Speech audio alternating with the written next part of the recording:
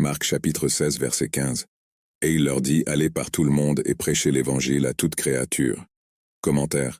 Ce verset fait partie du dernier chapitre de l'évangile de Marc, où Jésus ressuscité apparaît à ses disciples et leur donne la grande commission. La grande commission est un appel de Jésus à ses disciples pour apporter l'évangile à toutes les nations.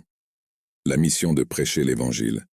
Jésus ordonne à ses disciples d'aller dans le monde entier et de prêcher l'évangile à toute créature. Il s'agit d'une commission directe pour partager la bonne nouvelle du salut par Jésus-Christ à toutes les personnes, quelle que soit leur origine ou leur position. Universalité du message. En mentionnant toute créature, Jésus souligne l'universalité de l'Évangile. Elle n'est pas limitée par des frontières géographiques, culturelles ou ethniques. L'appel est lancé pour atteindre toutes sortes de personnes dans toutes les régions du monde. L'appel continue. Bien que l'instruction ait été donnée directement aux disciples de Jésus, elle est également pertinente pour les disciples de Jésus aujourd'hui. La mission de proclamer l'Évangile est une responsabilité permanente pour tous les croyants.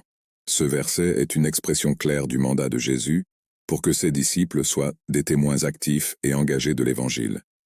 Cela reflète le désir de Jésus que le message de son amour et de son salut soit porté aux quatre coins du monde. Ce verset est un rappel que l'évangélisation de la mission est au cœur de la foi chrétienne et une occasion de partager l'amour de Dieu avec les autres. Pour les croyants, ce verset peut être un appel à l'action et un encouragement non seulement à garder la foi, mais aussi à la partager avec les autres. Cela peut aussi être un encouragement à surmonter les obstacles et les défis pour atteindre ceux qui n'ont pas encore entendu le message de l'Évangile. Déclaration de foi.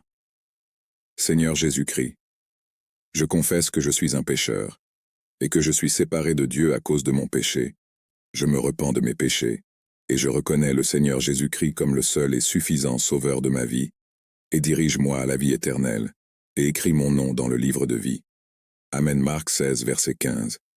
Quiconque croira et sera baptisé sera sauvé, mais celui qui ne croira pas sera condamné. 1 Corinthiens 6, versets 9 et 10. Ne savez-vous pas que les injustes n'hériteront pas le royaume de Dieu?